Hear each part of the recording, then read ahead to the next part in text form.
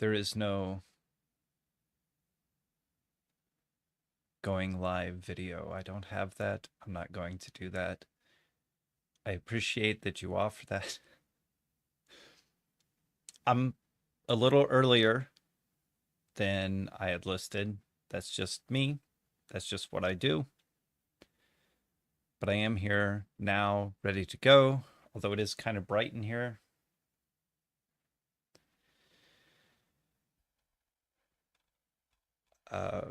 While I wait, maybe people will show up. I don't know.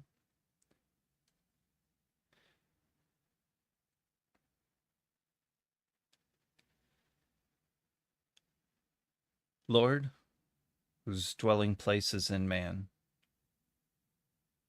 I ask for your wisdom and strength for this evening as I study, and so that I can do it with love and kindness and peace, without anxiety. And I ask that I not be alone, so that I not be led into private interpretation.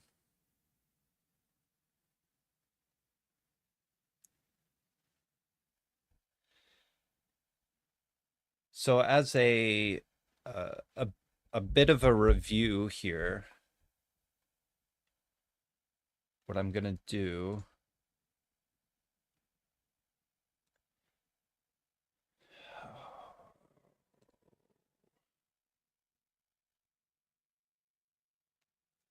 Looks like everything kind of changed.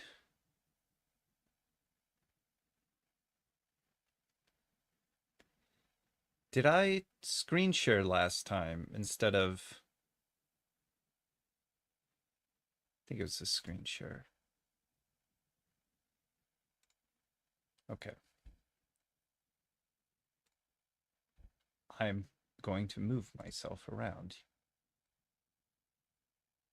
back to where I should be. Okay. Update layout, yes. All right.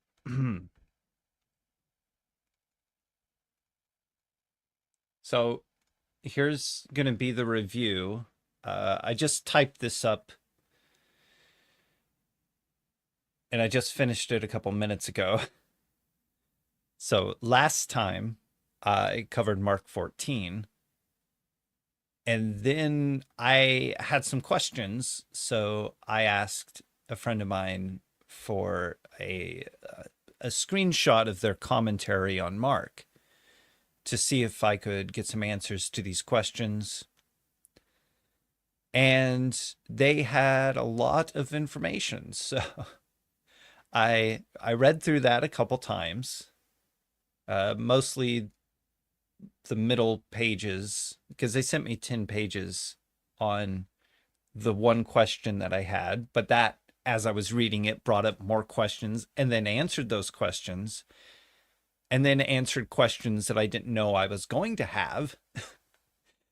And I think it was very helpful.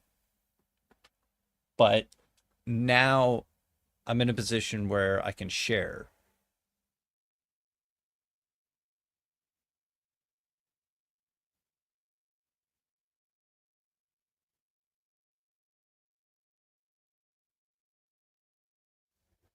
Okay, sorry, a train went by. So this is what I've written, just kind of within the last 2 hours, trying to remember all that I had talked about before and all that I read from my friend's commentary. And if you want to know more about that, I can share that with you. I can share. It's not released yet, but I can share with you who that was, and you can go check out their content. So, Mark 14, and I'm using the ESV, I think, and I'm getting that off of BibleGateway.com. So verses 1 and 2, it was now 2 days before the Passover and the Feast of Unleavened Bread, and the chief priests and the scribes were seeking how to arrest him by stealth and kill him, for they said, not during the feast, lest there be an uproar from the people. Now, one of the questions I had was why the inclusion of this comment from these people, for they said, not during the feast, lest there be an uproar from the people, because a couple things, things that I didn't know that I had questions about and that were answered in this commentary. Let me mute again.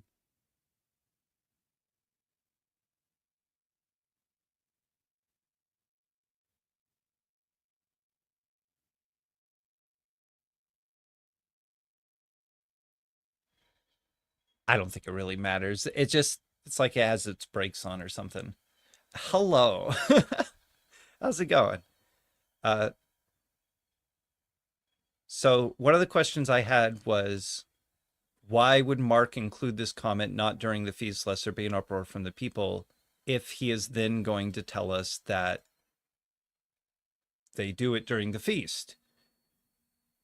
Like, he could have just not had that comment, or he could have included something that said, but their plans changed because Judas came to them and gave them an opportunity. Now, in the commentary that I read, it does say, it alludes to their plans changed because of Judas, as a possibility as to, what's going on here. But the question still stands, why does Mark include this if he's later going to say that, this is when this takes place? So I was thinking about that, and it made a lot more sense for them to, and the chief priests and the scribes, 2 days before the Passover and the Feast of Unleavened Bread, held this meeting for the reason of not during the feast. So the conspiracy itself is what the comment is in question to, according to my train of thought.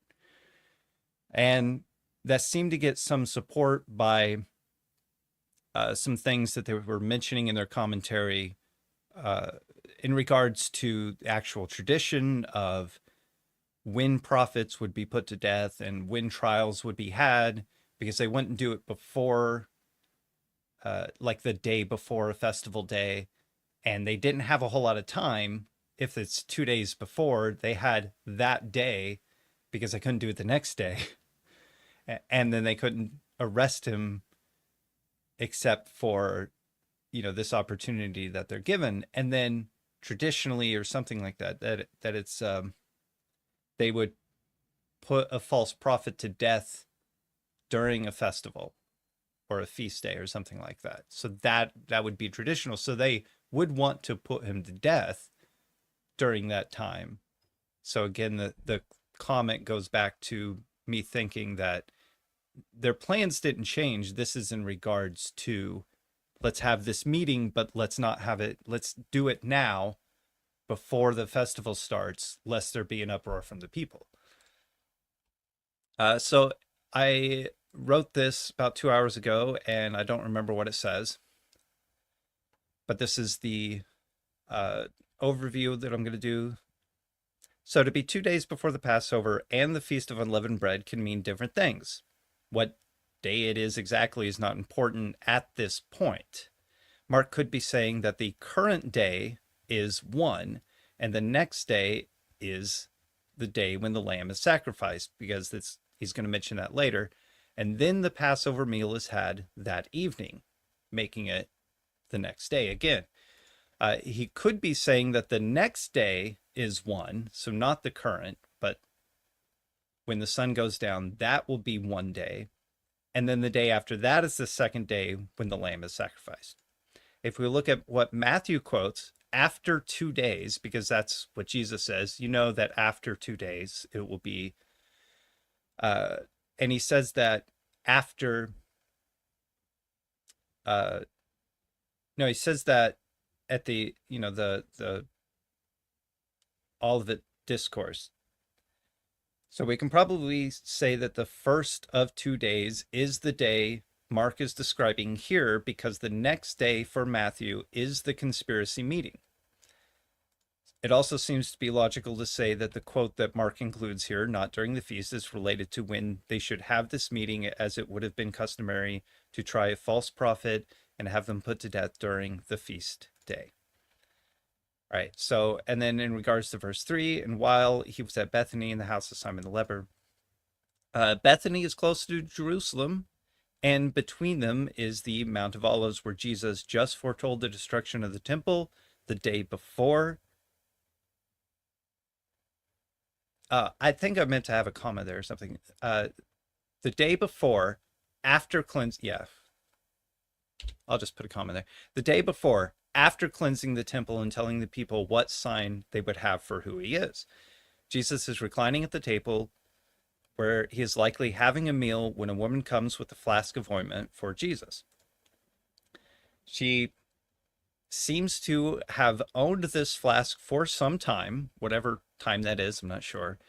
And the cost of its sale being brought into question supports this. They don't question the amount of money that would have gone into purchasing it, but rather it existing and being sold so that that money could be used. And that sort of supports the idea that she had this flask beforehand and they didn't suspect that she had bought it for this, but that she had it and now she's using it for this. But it is still very expensive. And we really don't have any information beyond that. We are not told when she obtained it, but breaking the flask open shows that it was sealed. I don't know if that's significant or anything. Like, I'd have to look into how these things are used. If it was bought to be used that day, would it be sealed still? Would it need to be sealed and then breaking the seal, something like that? Very costly. Broke it, poured it over his head. She's done what she could. She's anointed my body beforehand for burial. For whatever reason, possibly because she has heard Jesus talk about going to Jerusalem to be handed over to his death, she knows that Jesus will die soon. For whatever reason, even though the ointment would not remain through what Jesus will experience, it can be seen as part of the preparation for his hasty burial. Then Judas Iscariot, one of the 12, went to the chief priests in order to betray him. Possibly while the court was talking about arresting Jesus, possibly, Judas Iscariot goes out to meet with the chief priests to make a deal with them to hand over Jesus. Mark does not mention that they accept the deal here. It is likely, that's me, that the court would still have to be informed about their opportunity and agree to use Judas for this meeting,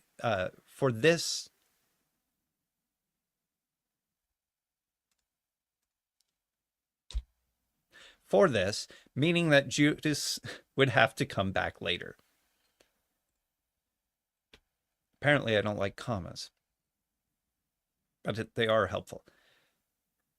Next, and we have on the first day of unleavened bread, when they sacrificed the Passover lamb, his disciples said to him, "Where will you have us go to prepare?" So Mark states that the first day of unleavened bread, not the Passover meal, is when the Passover lamb is sacrificed. And this is something that I was confused about when I was studying Matthew, is what are they calling the first day of unleavened bread? And here Mark has this more specific phrase here, when they sacrifice the Passover lamb.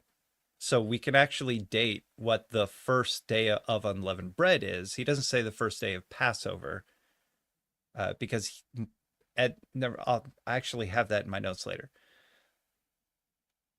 is when the Passover lamb is sacrificed. This is Nisan, or as the AI likes to say, Nisan. This is Nisan 14 and a preparation day, though not Friday before the Sabbath, as we will see later. The days of unleavened bread start on the 14th and the 15th, and that's part of my confusion. The days of unleavened bread and when they start. And we'll have to get into John to understand that, or looking through tradition. lasting through the 21st. So if you're going to have 7 days, you're counting the 14th, but it is the 15th to the 21st, which would only be 6 days. And yet they're both a starting day for the Feast of Unleavened Bread, or the week of. So Mark does not call the rest of the days and events of the week Passover, and I didn't have on hand yet, because I was trying to type this up really fast, the word that you would see there, like that I can't even pronounce. Like John will many years later, Jesus's disciples are asking about preparing for the Passover Seder meal. Yeah, that confused me for months to figure that out. Yeah, because I'm not accustomed to the weeks and everything like that, and just like I have traditions going back to my Cherokee relatives that I don't understand, and hardly any of them participate in, but that was something that I tried to be part of, like during big meals and stuff around this time. Yeah, so he says on the first day of unleavened bread, when they sacrifice the Passover lamb. So that's what he is calling the first day of unleavened bread, the day they sacrifice the Passover lamb. And when I looked up what day they sacrifice the Passover lamb, it is the daylight hours before the 15th starts that evening. And they said, where will you have us go prepare for you to eat the Passover, being the Passover Seder meal? And the disciples set out, went to the cities. This is just a little comment on what they experienced. When Jesus' disciples go to the city, they find someone bringing water back to their master, just as Jesus had told them. They prepare the meal at the house they are led to. It is possible, this is me, that the master of the house has heard Jesus preach or seen his healing. It is likely, again me, that the master of the house, their family, and the 2 disciples that Jesus sent on ahead also ate the meal with Jesus. Now, there's a reason I said the 2 disciples that Jesus sent on ahead would participate this, and it's because of what follows. And when it was evening, he came with the 12. So it is now the 15th in the evening, when the meal is eaten, because the sun has gone down. Jesus arrives with the 12, suggesting that the 2 he sent ahead are not of the 12. That's just what it seems to be suggesting. And sometimes the whole week of unleavened bread, sometimes the whole week is referred to as Passover. And the Passover Eve is sometimes called unleavened bread, part of the Feast of... Yeah, it gets really confusing. And then trying to see someone describe in text when days start and end, and they don't have a visual with, the parallels of how we experience days in the week and stuff like that. It gets hard to follow. For 22 to 23 and 26, because I skip over the whole thing as it's not directly related to what I'm researching here. So Jesus takes the bread at the table, blesses it, and breaks it and hands it out, signifying his body being shared to all. Jesus then takes the cup of wine at the table and also gives thanks and shares it with all of them, signifying his blood of the covenant. The night ends with a hymn and going out to the garden. This is a short recounting of the Seder meal toward the end of the evening. So all these things that he does, you can see at the end of what is traditionally the Seder meal. This goes in line with all those steps. I think there's like 14, 15, 16 steps or something like that. And it ends with a hymn, and before the last cup there's also a hymn. So it's through the Psalms, and I forget which Psalms. I didn't write it down here either. It would likely be approaching midnight. That's me, when they got outside, or when they go outside. Approaching could be 2-3 hours away, but it is late in the evening. As they were eating, took bread, blessed, blessed, and after blessing it, broke it and gave it to them and said, "Take, this is my body," and took the cup, given thanks. They all drank of it. When they had sung a hymn, they went out to the Mount of Olives. So that night, Jesus prays and wants his prayer to be heard by his disciples. His prayer is important, though it would seem that Peter falls asleep without hearing that. More than just Peter, but Peter specifically does get mentioned, falls asleep without hearing all of it any of the 3 times that Jesus prays. Stay here while I pray. Judas leaves during the meal to betray Jesus to the chief priest, and though many hours may have passed, Jesus wakes Peter, James, and John to tell them that he is now being handed over to be killed. No Roman soldiers arrive, but only the conspirators and their guards led by Judas.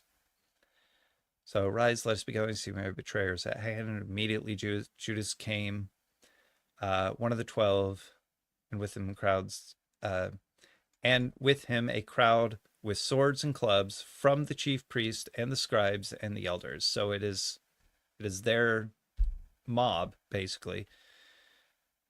Possibly very late at night, Jesus is brought to the court of the high priest. The court comes together that evening to bring their case, though they have nothing they can. I should say, actually, they have nothing they can use against him because it's just false testimony. It's nothing substantial.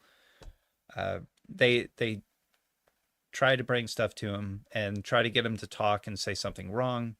It's led to the high priest and the scribes, and they all come together. So now we have the parallels of Psalm 22 and Isaiah 53 are enforced here. Jesus is condemned of blasphemy because he calls himself second power / God. You have heard his blasphemy. What is your decision? They all condemn him. Now, Mark says that, and they all condemned him as deserving death, but we'll find that not everyone who was part of the court agreed with the condemning him, but because it is a decision that the court has made, the court is included as all.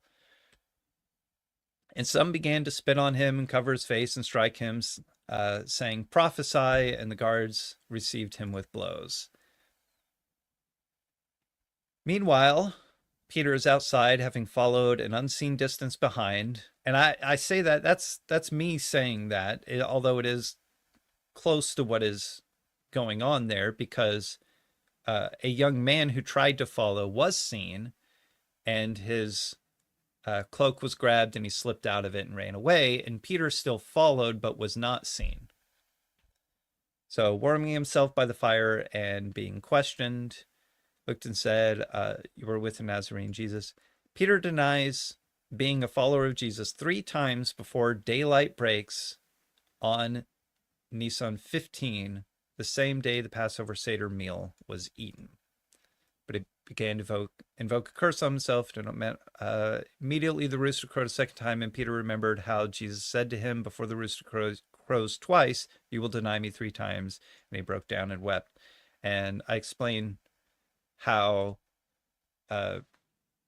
Mark here using 2 crows of a rooster, possibly a midnight one and a daylight one, or the crow about an hour before daylight and then the crow right before daylight. He's using 2 of an actual 3 crows of a rooster, but I don't really have a whole lot of information on that. So that is the let's see, 14 recap that I have right now of what I went over last time. And I need a breath.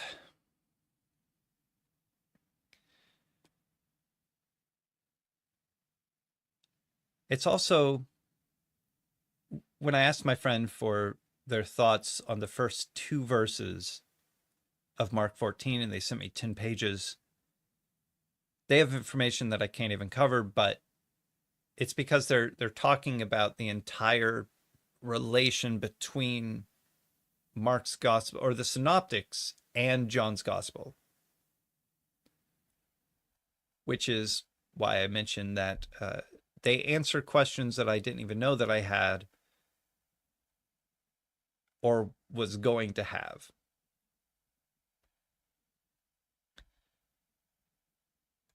Okay. So, Mark 15, I could begin on this, although it doesn't really come in very well for you. I guess you'll just have to follow along.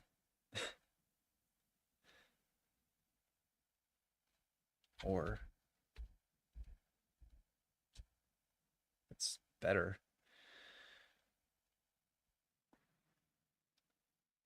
And as soon as it was morning, the chief priest held a consultation with the elders and the scribes and the whole council, and they bound Jesus and led him away and delivered him over to Pilate.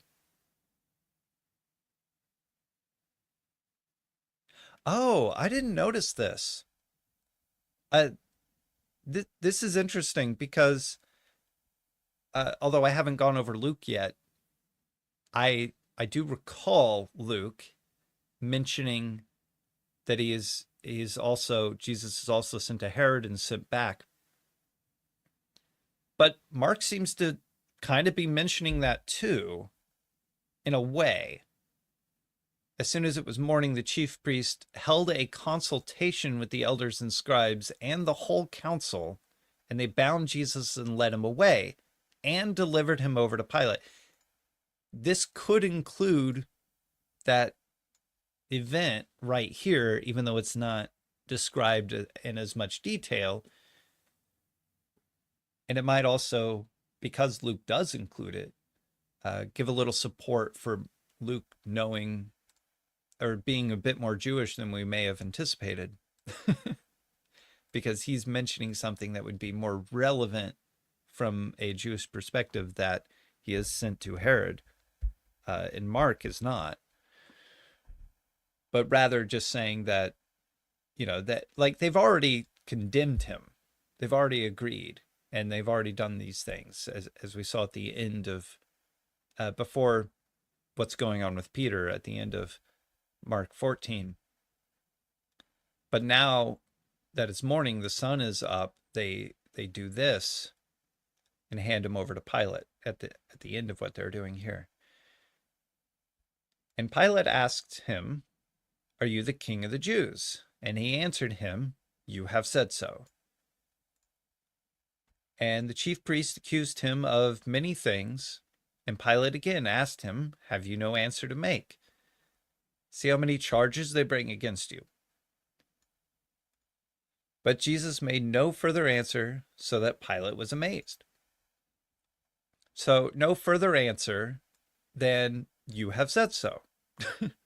This is the answer that Jesus gives to all these things.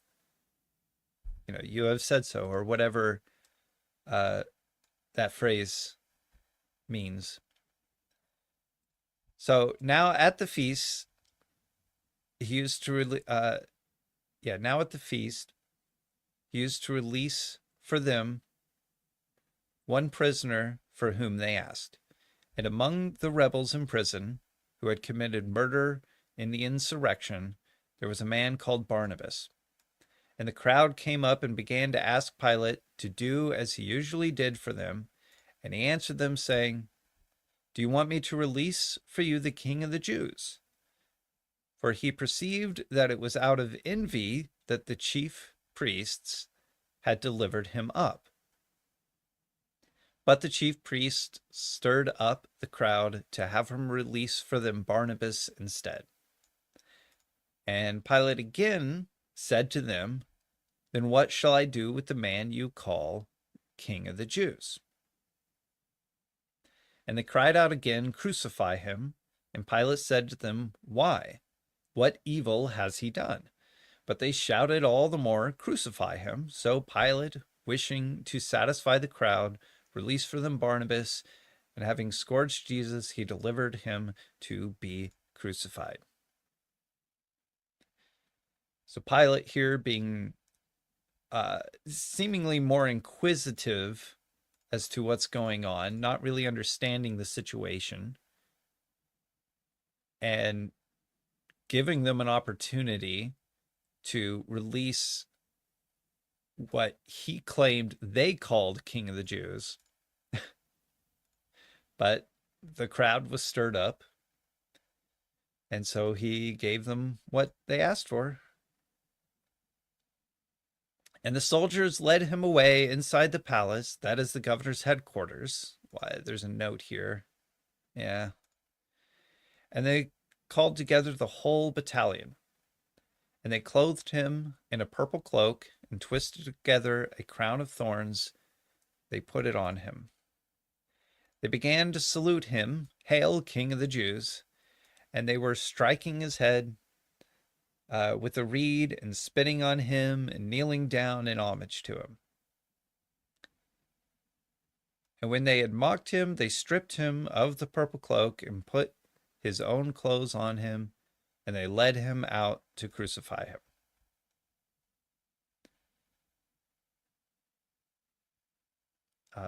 Same thing going on with, as I mentioned before, the whole Psalm 22 and Isaiah 53. There's more parallels, but those were the big ones where Jesus is going to quote Psalm 22 at some point, but these things all leading up to that mention.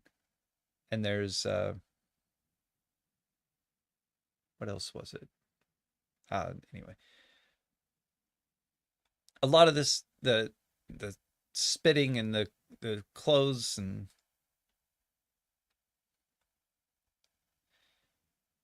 the earlier thing where they're like, prophesy who hit you. And they compelled a passerby,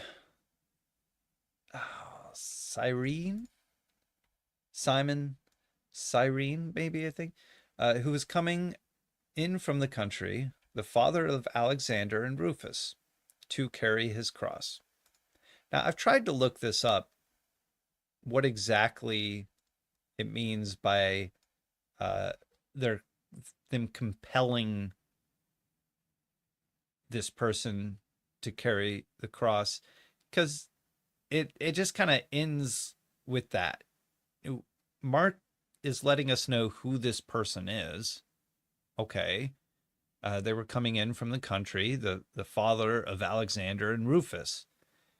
And he was a passerby, Simon of what I believe might be pronounced Cyrene.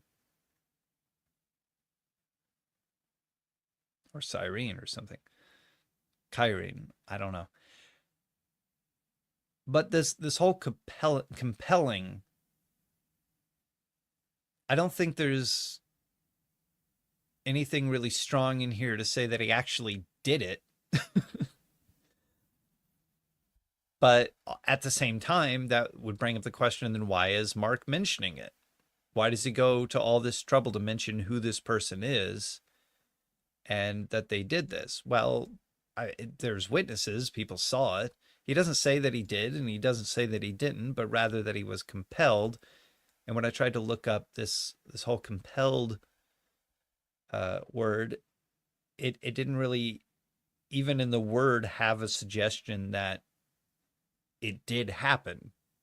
And the reason I mention this is because John, in his gospel, wants to state it in a way that it didn't, that he didn't carry Jesus' cross. But at the same time, what John could be saying isn't about actually carrying the cross, but rather bearing the cross, which would be it would be a response to anyone who tries to say that he was replaced, that somebody took his place, or that he snuck out and had somebody else do it, like Simon here, which is, it's kind of played for laughs in The Life of Brian. That's what they're tackling there when Brian sees someone carrying a cross and he goes to help them, and they say thank you, and he takes the burden off of them, and then the guy runs away, and then that's why Brian's crucified. But it's also in the life of Brian not suggested that the person whose cross he's carrying is Jesus. It's just one of the people that's being crucified that day. But that's sort of the idea that they're parroting there is this person being compelled to carry the cross, and whether or not they did it. I mean, they might have. I don't think they did. And I think John might be alluding to that, but also just the language that this person was here and being compelled doesn't really say that as much. And they brought him to the place called Golgotha, which means place of the skull. And they offered him wine mixed with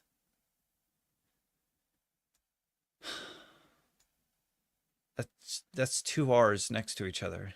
Mir. But he did not take it.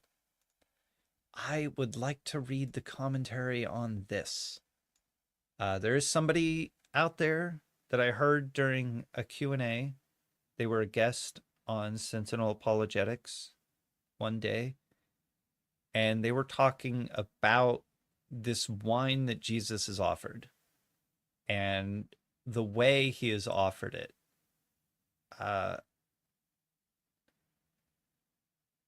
Because he's offered wine more than once, but I think this is just the first offering of it, and there may be one later.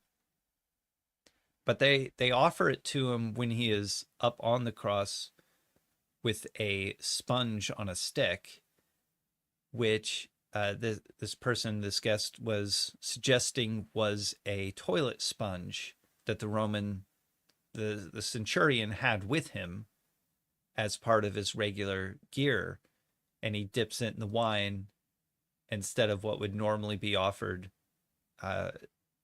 criminals who were being crucified, to give them the wine to relieve the pain. So it would be a mockery when that takes place, but here they offered him wine mixed with myrrh, whatever, or however that's pronounced, whatever that is, but he did not take it. So he is enduring the pain. And they crucified him and divided his garments among them, casting lots for them, as the psalm says, to decide what each should take. And this is something, it's kind of mixed in here. And they crucified him and divided his garments among them, casting lots for them to decide what each should take. I believe the people that would traditionally divide the garments and cast lots for them would be the practicing Jews there that were part of the sentencing, as we may see later, like in Acts, when we hear about Saul, crucifying and or putting to death, not crucifying, but putting to death the Christians, and he's holding their cloaks, and they divide the garments and cast lots for it.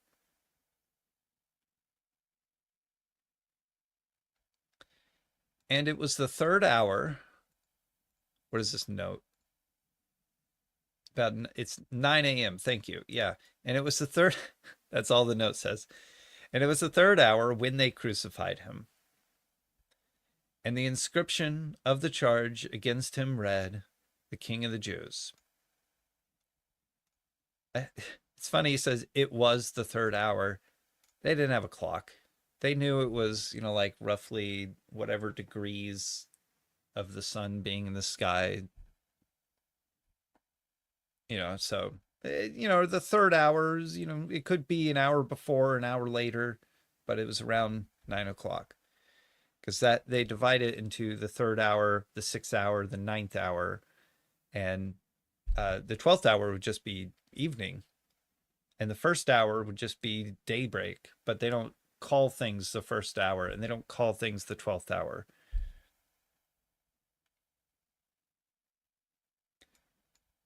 Yeah, and With him they crucified two robbers, one on his right and one on his left. What is the note here?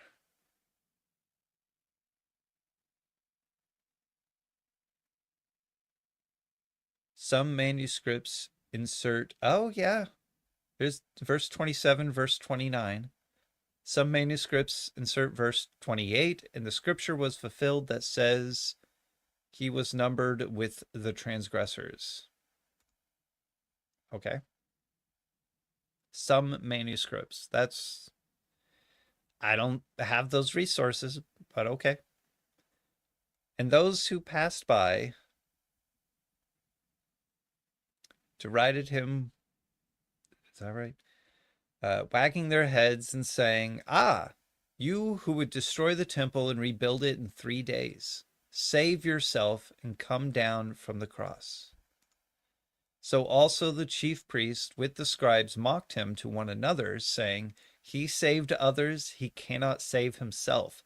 Let the Christ, the King of Israel, come down now from the cross, that we may see and believe." Now, he's already told them what sign they'll receive, and it's not that. Those who were crucified with him also reviled him.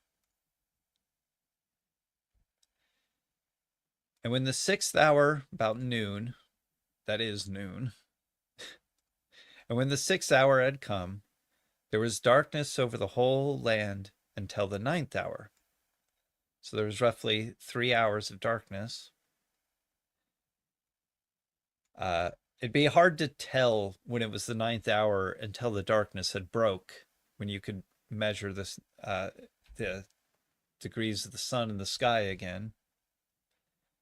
And at the 9th hour, Jesus cried with a loud voice. Oh, you put an O in there.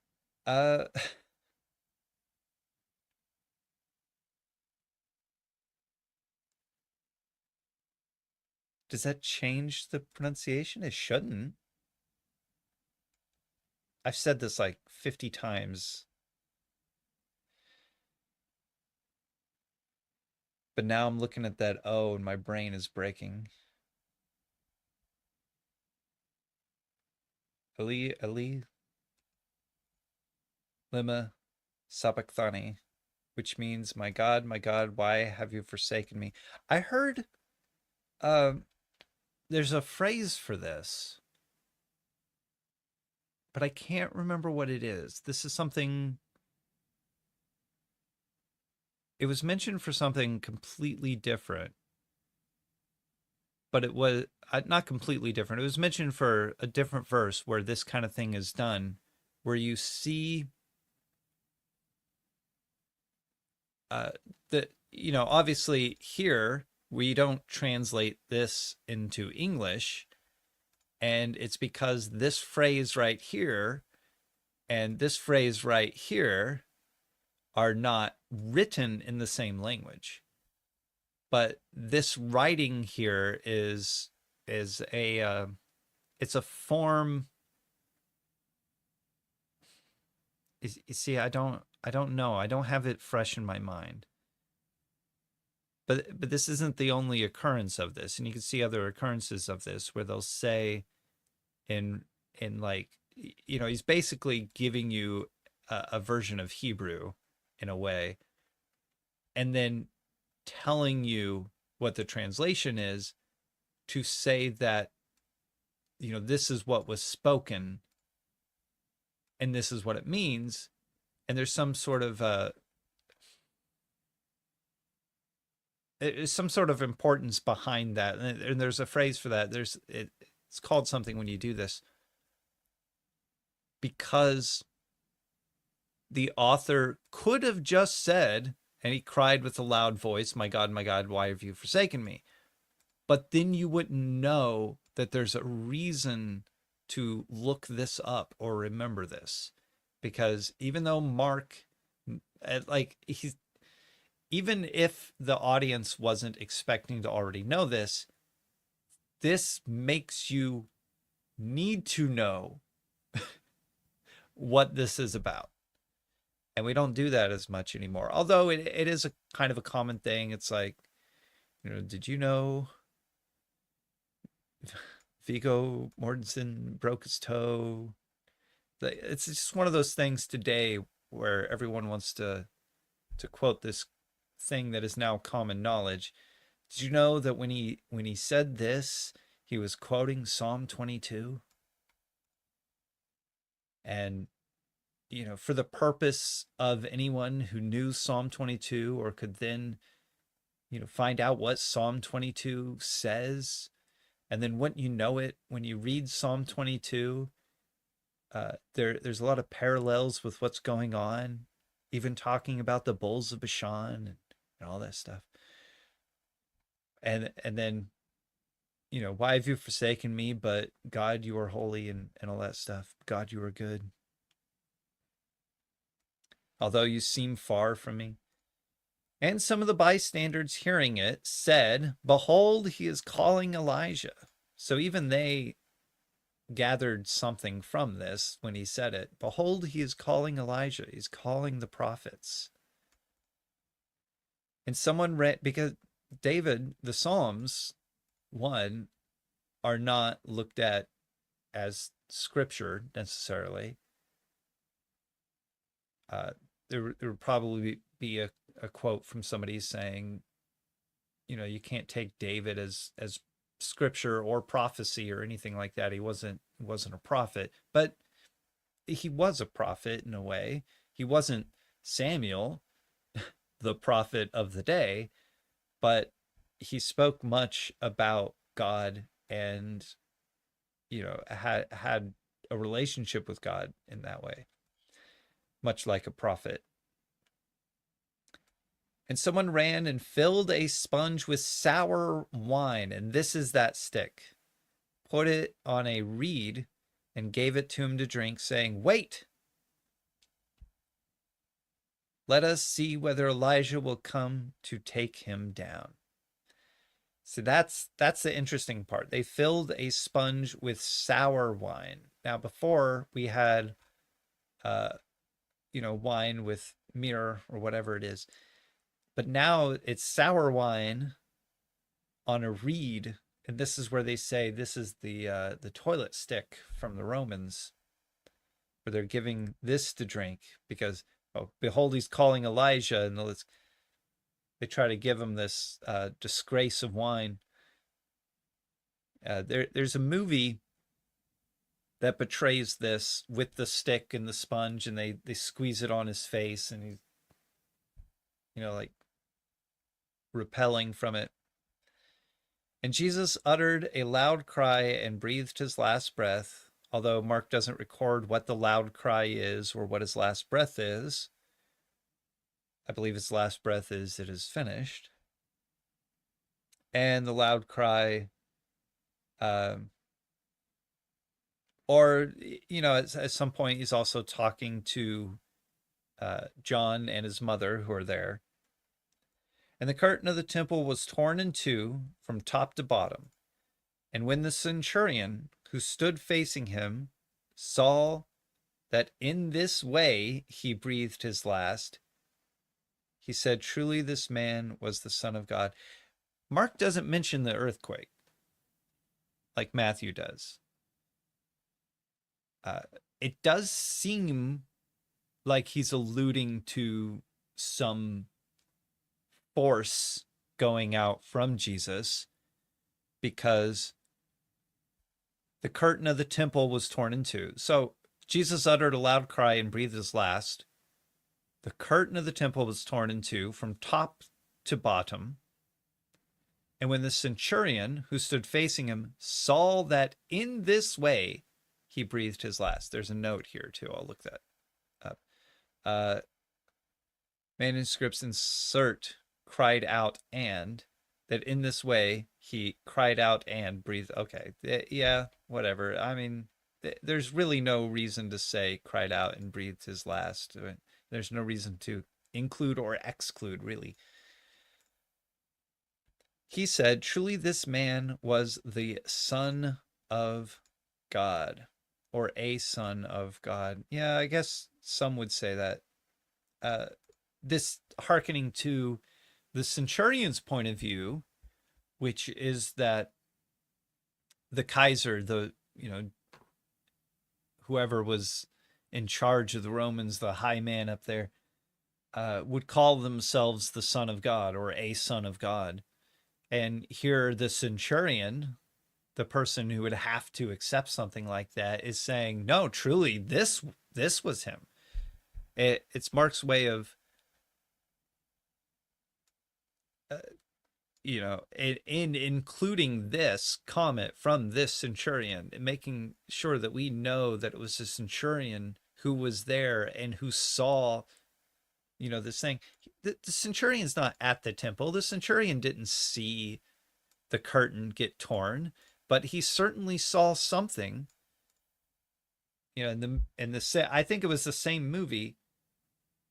When this happens, they're falling on the ground and trying to, give them the wine, and there's this earthquake, and there's all these things going on, and Caiaphas in the court, he burns his hand on uh, the brazier inside, and looks up and sees the curtain torn, and he tears his robes.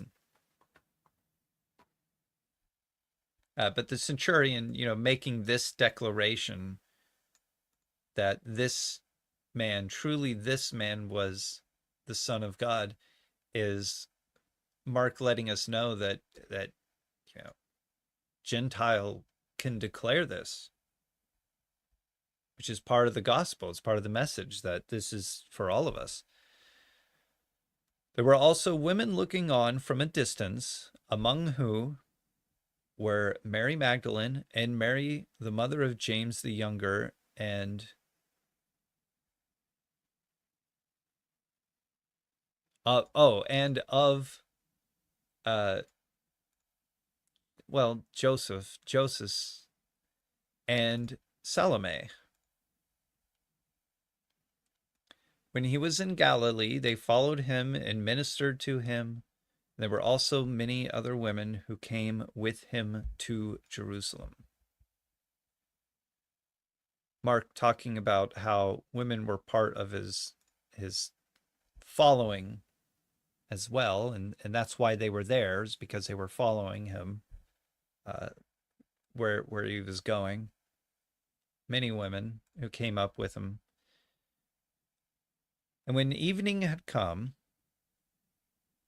since it was the day of preparation, that is, the day before the Sabbath,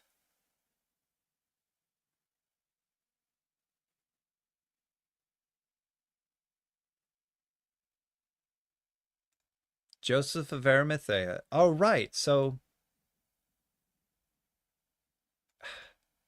I can't read with that highlight thing popping up. So I had this in my notes for Matthew as well.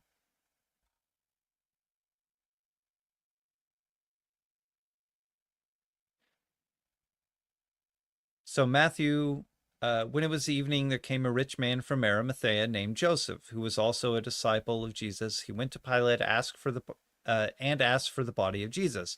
Then Pilate ordered it to be given to him, and Joseph took the body and wrapped it in a clean linen shroud, and laid it in his own tomb, which he had cut in the rock. And he rolled a great stone to the entrance of the tomb and went away. So Matthew's not, hey, boom, boom, boom, boom, boom, events in order. He's I got to introduce a character now who, he's following a lot here with Mark, but he's saying, hey, Joseph of Arimathea has to be introduced. And he introduces him, and Matthew introduces him in Matthew's way. And it makes sense to say, when it was evening, there came a rich man from Arimathea named Joseph. Before it was the evening of the crucifixion, when it was evening. So the next evening would be something like the next day for Matthew's writing. But Matthew's saying when it was evening. He's saying during this day, the 15th, when it was evening on the 15th, this is during the trial, there came a rich man from Arimathea named Joseph, who was also a disciple of Jesus. Now, in order to have more information about who Joseph is, you're going to find out in Luke that Joseph was part of Caiaphas's court, the court that tried Jesus. So Joseph of Arimathea had to come the evening that the court was held to try Jesus, and that he had a vote, and that he voted against the accusations. He voted for Jesus's innocence. So yes, when it was evening, while Jesus was on the cross, before the Sabbath, there came a rich man from Arimathea named Joseph, or Yusuf, who was also a disciple of Jesus. He went to Pilate and asked for the body of Jesus. This is when it was evening. He came. He was part of that trial. And while this was going on, he asks Pilate for the body of Jesus.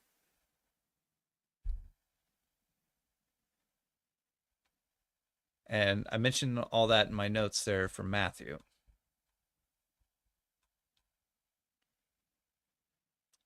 So then, well, why is that important? Because it's not as clear in Mark without Matthew and without Luke to see sort of the, like the actual chronological thing that revolves around Joseph of Arimathea. But you can better understand, or well, I come to a better understanding by using that. And when evening had come, so this is still sort of a past tense, and when evening had come, he's not necessarily saying, and now it was evening.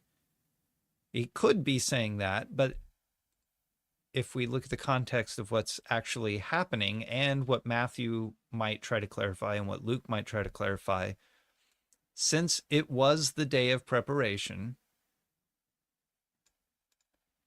that is the day before the Sabbath. So if it was the Sabbath, if the sun had gone down, then this evening would not be before the Sabbath. It would be the Sabbath. So this evening that had come on the day of preparation, that is the day before the Sabbath, this is the evening that they call Friday, that we call Thursday. And the day of preparation is Friday, that is the day before the Sabbath, Saturday. Joseph of Arimathea, a respected member of the council, who was also himself looking for the kingdom of God, took courage and went to Pilate and asked for the body of Jesus. So while Jesus is on trial, before he is crucified, Joseph of Arimathea went to Pilate and asked for the body of Jesus. Why might I state it that way, you might be asking? Well, Pilate was surprised to hear that he should have already died. No kidding. Now, would Pilate be surprised that Jesus, who was flogged and whipped and beaten and spit on and crucified, has died hours later? I don't think so. But Mark wants us to know that Pilate is surprised to hear that he should have already died, because Joseph of Arimathea is asking for the body. Well, of course he'd be surprised. He hasn't been crucified yet. He's been beaten by one group of people, but he knows that they are they're wanting to bring him to court. And here's Joseph saying, can I have the body of this man? And Pilate's like, what? He's dead? Yeah, I get that. That makes sense. But to say the other way around doesn't, like, I'm not going to do the mental gymnastics needed to try to say that it was evening, the day of preparation, before the Sabbath, and thus the Sabbath, that Joseph comes and asks for the body of Jesus because Jesus is dead, and Pilate is shocked at the outcome of the death of Jesus after all that he went through. That there's just I can't get to that, and I can't see, having read this, where that might come from. And summoning the centurion, he asked him whether he was already dead. And when he had learned from the centurion that he was dead, he granted the corpse to Joseph. Okay, so here we go.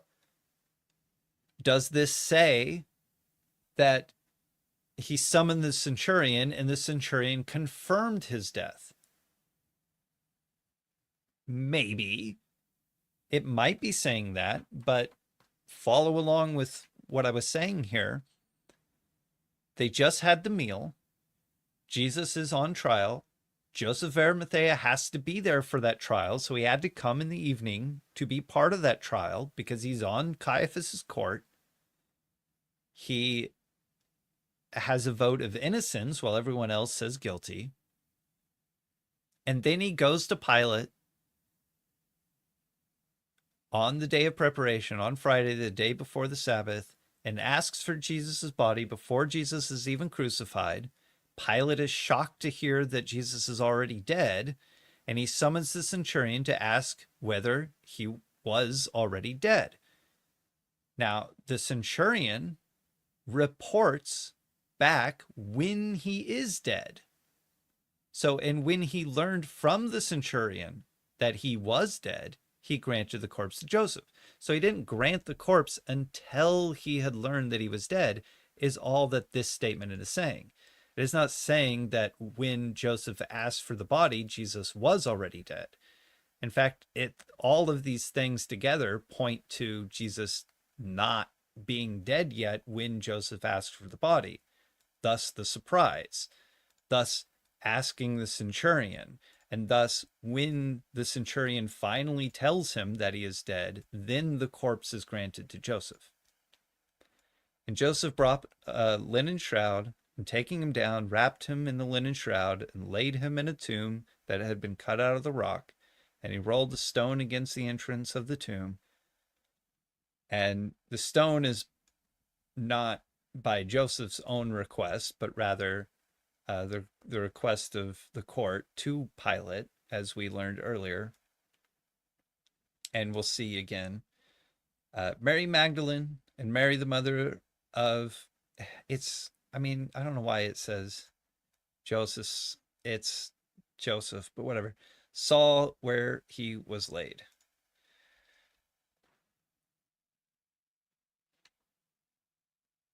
Where was that? The three women.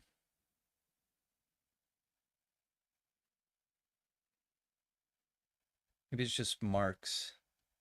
Mary Magdalene, Mary the mother of James the younger, and Joseph and Salome. Joseph.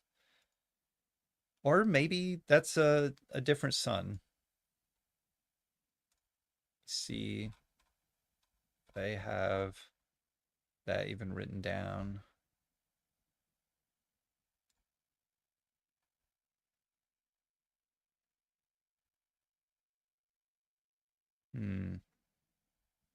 No. Okay. It's not there. Oh, good. I have it here too. Uh, so I mean, I don't see any conflict yet, although I didn't go over Matthew on stream yet. I don't see any conflict yet with what I've learned or what I've read through Matthew. I know that the details in Luke are very helpful for some of this, and I'll see that when I get to it. But it's just things like this where I know what I've heard people say about this, and what I've heard creates a lot of confusion. But then when I actually come to the text and read it, I don't see that confusion anymore. And I'm not trying to say that I don't need someone to read it to me. I'd prefer someone to read it to me and teach me instead of me trying to study it on my own. What I'm trying to say is it has been good to take the time to read this. I feel calmer and I feel like I learned a lot that I should have paid attention to when I was a child, honestly. Because maybe it wouldn't be as hard for me to remember these things. I just a few days ago, I was talking about Paul and to someone else, to a friend of mine, and they got excited to go study about Paul because of what I was saying and because of my excitement for talking about him. And that was nice to hear that somebody else can be excited to to do study simply because I talked about him. And I hope that this does that too, that people can be excited to dive into the Bible, to something that even they've read before, because I've read this before. I've had this taught to me before and I've studied it before, but when I actually have a goal in mind to look at something and say, "Hey, I'm going to look at the accounts of the crucifixion. I'm going to read it. I'm going to talk about little parts of it. That kind of stuff helps me remember it. And then later I can write down notes about it. I'm going to remember it a lot better, but I'm also going to get more of a message out of it."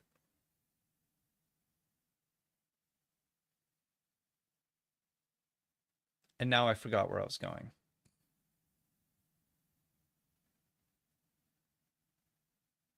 Basically, thank you for being here to know that I'm not alone and that I can talk to and share this, because otherwise I wouldn't do it.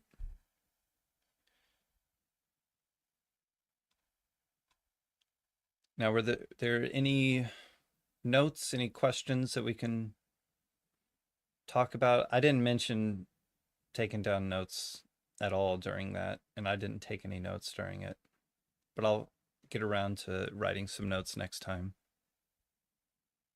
for the next review, because there is one chapter left and it's not very long.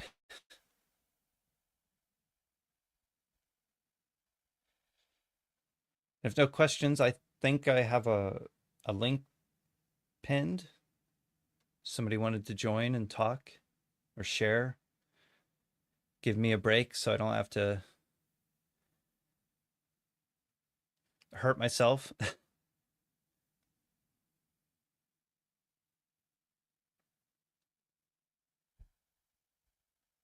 Oh, and I also, while I wait for maybe something, I can talk about the possibility though I don't know how likely it is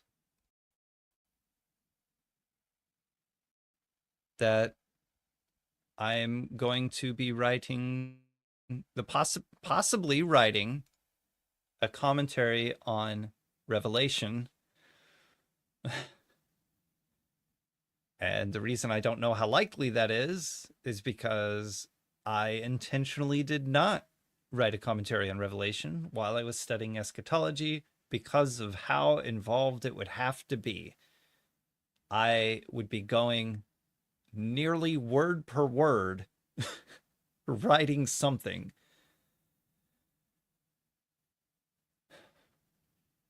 And I would have to be studying every day along the way in order to write anything before I even put my hand on a keyboard. There's, I think, 3 books that I want to read that talk about Revelation from different scholars of different perspectives of different belief systems. Although one of them, you could probably find. What was it? There's Michael Heiser talks about one of the authors who goes over a lot of stuff in Revelation, which is John's use of the Old Testament in Revelation by an author named Beale. I mentioned this book to a friend of mine, and they're thinking about buying it. And if they do and they read through it, I would like to borrow it. And while he constantly goes over like quotes from the book, he talks about, the things that he agrees with and doesn't agree with. And while I was listening to it, whenever that came out, I think like 2 years ago, I too was talking about the things that I agree with and don't agree with. And I probably have a different perspective today as well. But even like, I mean, I could write probably 4 pages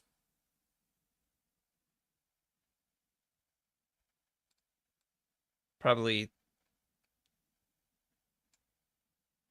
10 pages myself just on 1 through 8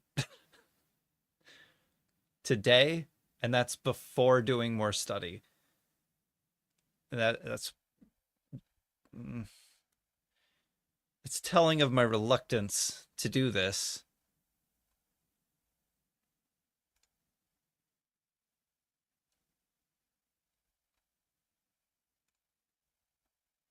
If I do it, I don't know that I'd ever get it done.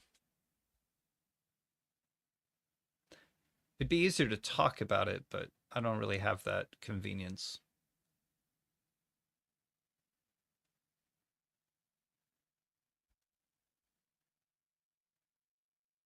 All right.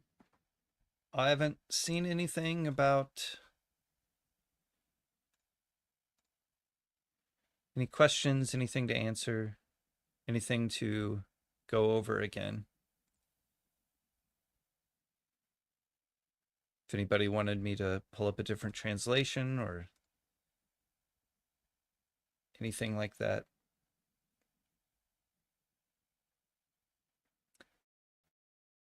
Or join me. Oh, okay. Thank you for joining me, if you did. Stay safe out there, Commonwealth. And God bless. And although Mark 16 is short, maybe I could also get started on Luke next time. Or maybe next time I can actually start writing the notes on stream to fill that time.